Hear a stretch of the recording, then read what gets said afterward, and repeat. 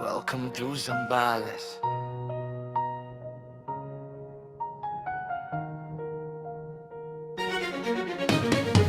Doon sa likod nga ng Arayat Market, kung saan inukit aming mga mindset, na siyang ring dahilan kung bakit laban na sa lahat, san man sumapit. Kumapit sa kalungan ng lumang kahapon, but how can I forget kung dati laging sabit sa mga nagagalit tuwing nagkakatipon. Piraso pa ng pinagtambayan namin dati doon, at ang mga bakas na naiwan yaong taong 2003. Ang amoy sa simoy ng hangin na humahagunon ay ang aming mga pangarap na pinakawalan noon. Minsan sa pagkabata kami magkakasamang pumapabunon, kwentuhan magdamag na mga pangalan namin maghapon. Kulitang walang kasing sayang tawanan, umapaaway at mga tagumpay at kalokohan. Sugat ang pohan ay tunay na minsan pinagsaluhan. Pagdadhamayan ngay may nabuong mga koneksyong na nagsangasangang ugnay. Anat ang mga relasyon ay sabay nagsipagdaloy, at dunay nagkalayo ng direksyon sa paglalakbay sa aming mga buhay-buhay. Pagkakaiba na piniling landas,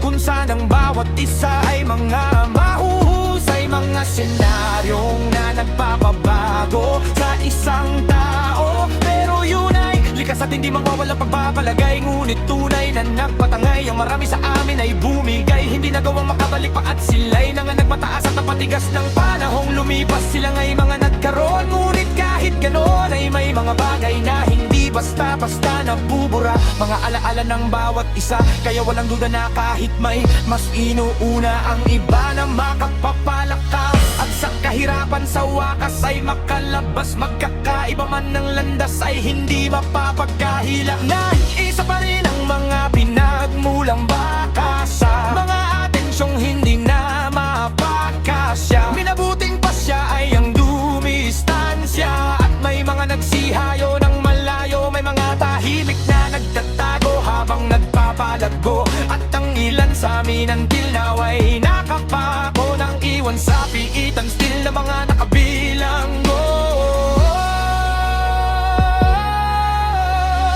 alaala na kaysa panghinayangan ay mas lalo pang iningatan namin kaming mga natirang magkakasama. Di inisang tabi at pinanatili ang mga detalye na animoy sariwa sa aming mga sarili.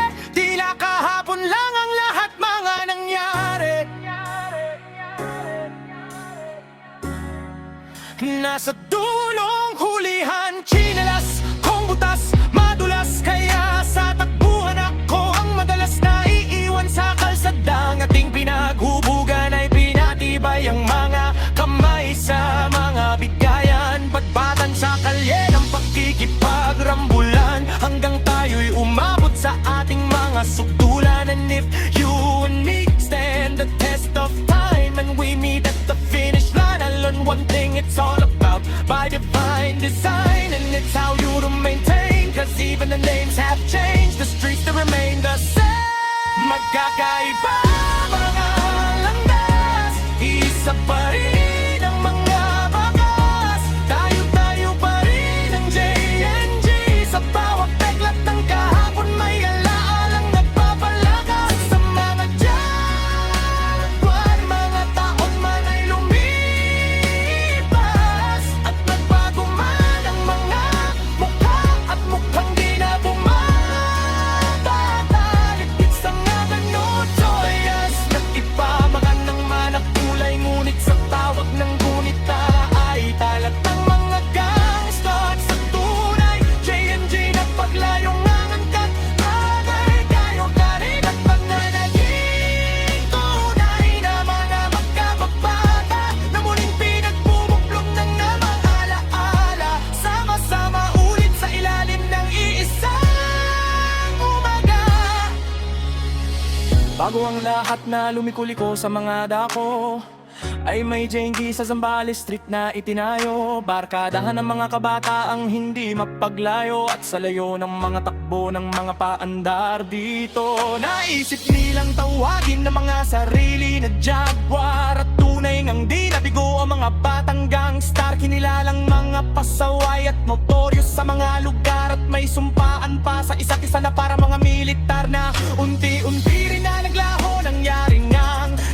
ay nagkalayo sa isa't isa, ngunit hindi sa nag-iisang alaala. At kailanman ay hindi naman talaga nagtapos ang istorya ng aming gang sa pagiging mga bahalan na yun nga'y nagkanyan. Kala na kami ng mga lakaran sa landas na tinatahak at iba-iba kinahantungan, ngunit ang pangako ay nanatili sa aking puso. Pinanghawakan ng walang iwanan at silang ay nangawala na ng maaga at nang iwan. Sino man aakala na sila pa ang mga mauna, mga kaibigang yumahong hindi nakapagpakla.